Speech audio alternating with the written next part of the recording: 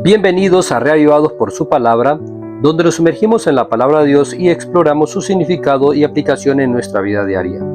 Hoy vamos a reflexionar sobre el capítulo 34 de Éxodo, buscando inspiración y dirección para vivir de acuerdo con su voluntad.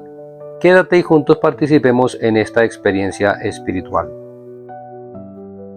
La ruptura de las tablas de los 10 mandamientos por parte de Moisés, al evidenciar el frenesí idólatra del pueblo, simbolizaba la ruptura del pacto entre Dios y su pueblo, tal como se mencionó en el capítulo 32. Sin embargo, mediante su intercesión, Moisés logró que Dios renovara su pacto con el pueblo.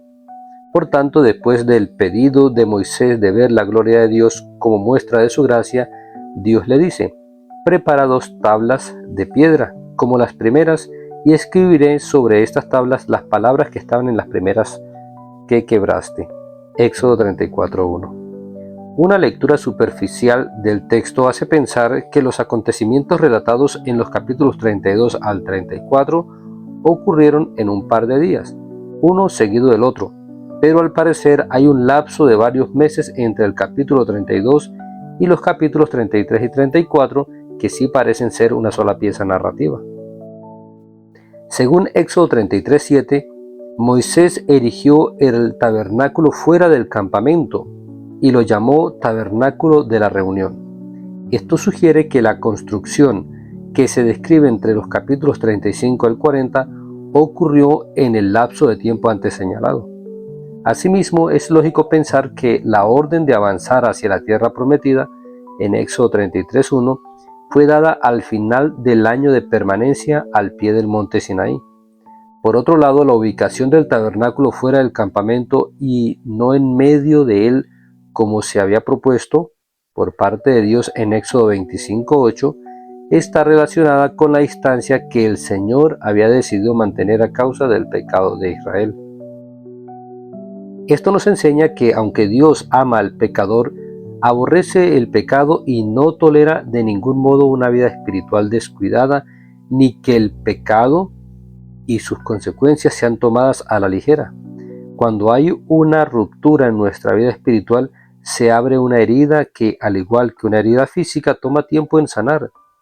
Y tristemente, a veces toma más de lo normal debido a los malos procedimientos en nuestra recuperación espiritual. Por tanto, Dios tomó medidas drásticas con el pueblo para que tomaran conciencia de la santidad de Dios y de lo que Él esperaba de ellos.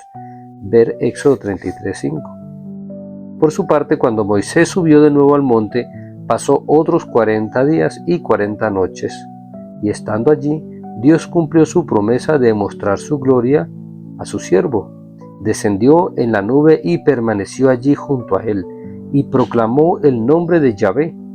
Aunque Moisés hablaba con Dios cara a cara, esto no significa que viera su rostro literalmente, sino que es un modismo para expresar la confianza y cercanía con que hablaba con Dios, tal como se revela en la siguiente frase del versículo 11 del capítulo 33, así como cualquiera habla con su compañero. Pero en esta ocasión, aunque no vería su rostro, tendría una nueva revelación divina.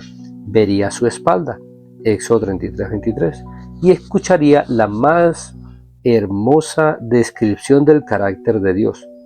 El pasaje dice que Yahvé pasó delante de él y exclamó: Yahvé, Yahvé, Dios compasivo y misericordioso, lento para la ira y grande en amor y fidelidad, que mantiene su amor hasta 1000 generaciones después y que perdona la maldad, la rebelión y el pecado, pero no tendrá por inocente al culpable, sino que castiga la maldad de los padres en los hijos hasta la 3ª y 4ª generación. Esta autodefinición de Dios sugiere, entre otras cosas, que su gloria no es otra cosa que su carácter, o que no hay otro aspecto de Dios más importante que su carácter. Esta definición se resaltan 2 aspectos fundamentales del carácter de Dios. En primer lugar, su esencia, que es amor traducido en compasión, misericordia y su lentitud para la ira, lo cual se evidencia en su perdón y restauración hasta por 1000 generaciones. En segundo lugar, su justicia, pues aunque ofrece perdón, no tendrá por inocente al culpable, sino que castiga la maldad de los padres sobre los hijos hasta la tercera y cuarta generación. Y surge la pregunta, ¿por qué ofrece su amor hasta por 1000 generaciones y castiga la maldad hasta la tercera y cuarta generación? Lo primero nos habla de la grandeza de su amor cuando es bien recibido. Lo segundo, de lo limitado de su justicia cuando su amor es rechazado. Sin embargo, su justicia no es contraria a su amor, sino su complemento. Pero el hecho de que castigue la maldad de los padres en los hijos no va en contra de la justicia ni de su revelación posterior al decir por medio del profeta: el alma que pecare, esa morirá. El hijo no llevará el pecado del padre, ni el padre llevará el pecado del hijo. La justicia del justo será sobre él, y la impiedad del impío será sobre él. Ezequiel 18:20. Pero en su revelación a Moisés, Dios habla de los pecados generacionales, aquella ley de la herencia y de la imitación que lleva a los hijos a aprender la mala conducta de sus padres y a imitar su carácter defectuoso, y por tanto a sufrir las mismas consecuencias que sus padres. Sin embargo, la mención de la tercera y cuarta generación nos habla de la misericordia divina, porque pronostica que habrá alguien de su generación que por la gracia de Dios romperá con esas maldiciones que definen su familia. Es posible que haya una ruptura espiritual en tu vida, en algún área, y por lo tanto una herida que aún sangra.